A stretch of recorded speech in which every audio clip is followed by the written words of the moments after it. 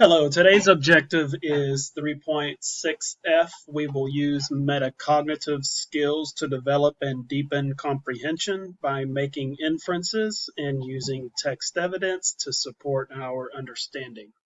I know that sounds extremely wordy, but let's first talk about and I will talk about this in class, what metacognitive skills means. Metacognitive just means thinking about your thinking.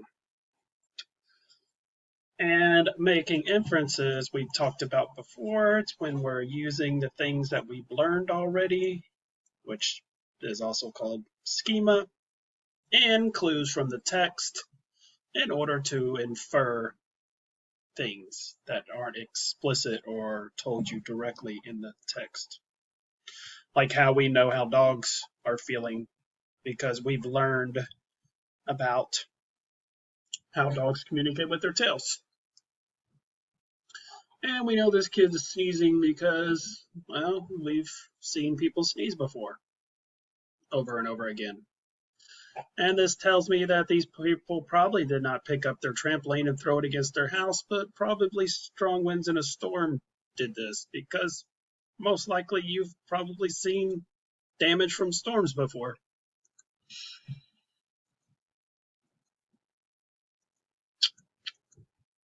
I'm going to skip ahead since I'm going to cover those things in the text. We will be talking about biography, and we'll be talking about Frederick Douglass, which was a person, famous African American who was born a slave, learned how to read as a slave, escaped slavery, and later became an abolitionist and a person who would help to outlaw slavery throughout the country.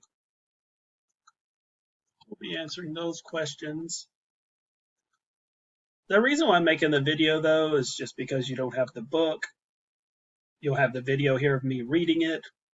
You can pause it and use it to help you answer the questions that I'm going to put in the Google form. So first off, spreading a message. In Massachusetts, Douglas began to build a new life with Anna, his wife. They soon started a family, eventually having 5 children. To support them, Douglas worked a variety of odd jobs. It was sometimes difficult to find work.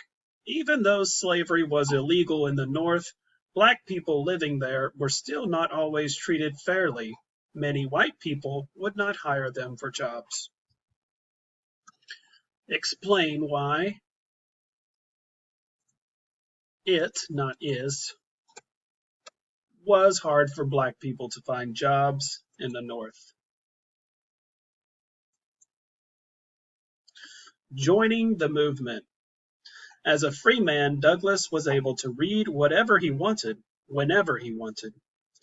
He began subscribing to abolitionist newspapers. In them, he read about the ways people were working to end slavery completely. He also started attending local abolitionist meetings where people shared their ideas for ways to help. If you weren't able to use the context clues there to understand what abolitionist means, an abolitionist is a person or group who believes that slavery should be stopped, and that's what they did. They worked to stop it. At these meetings, Douglas became friends with important abolitionist leaders such as William Lloyd Garrison. They wanted Douglas to share his story with others. At first, he was unsure. He did not want to draw too much attention to himself.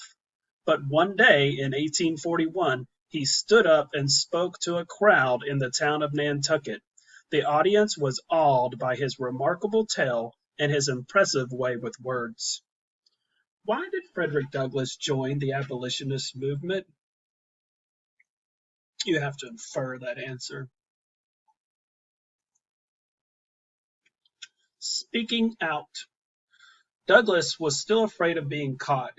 However, he knew that his life story and speaking skills could help spread the abolitionist cause. He toured the northern states giving speeches about his experiences as a slave. He became famous for his passionate arguments against slavery, though he was sometimes met with harsh treatment from pro-slavery whites. He never gave up. Why was Douglas unsure about sharing his story with others? Also, we should ask these questions during class. What pro-slavery whites were? Who were those people?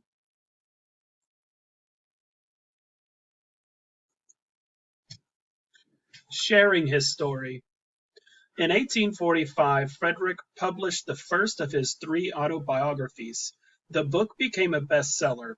In it, Douglas included detailed descriptions of the violence and mistreatment he had experienced while a slave. The book was the first time many readers were exposed to the true horrors of slavery. Traveling abroad. Because he included the names of his former owners in his book, Douglas was more afraid than ever that they would find him. To avoid being captured, he traveled to Europe. There he continued giving speeches and gathering support for the effort to end slavery. He made many friends and was amazed at how well people treated him overseas. I added the question, what is an autobiography? But you could probably use your context clues to figure that out. And then I included a map of the world. Here's the United States. So he moved here from Massachusetts over to Europe, which would be these countries over here. He traveled throughout Europe, but he probably moved to England at first because he spoke English. Finally free. Though he was successful in Europe, Douglas knew he needed to return home. He wanted to be with his family and continue fighting to end slavery. To help, his European supporters raised the money he needed to pay his former owners for his freedom. This made him legally free. An escaped slave could be captured and returned to slavery. A free person could not. In 1847, he returned home able to speak and write without fear. Explain why this section is titled Finally Free.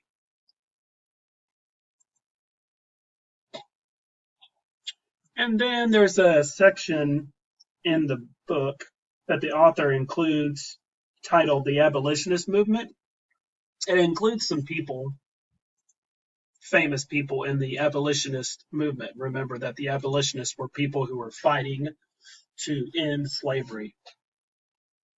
Not fighting with their fist as much as going around speaking about how horrible slavery was, using examples of slavery, and just giving their point of view of why slavery needed to be outlawed. Frederick Douglass was only one of many people working to end slavery in the United States.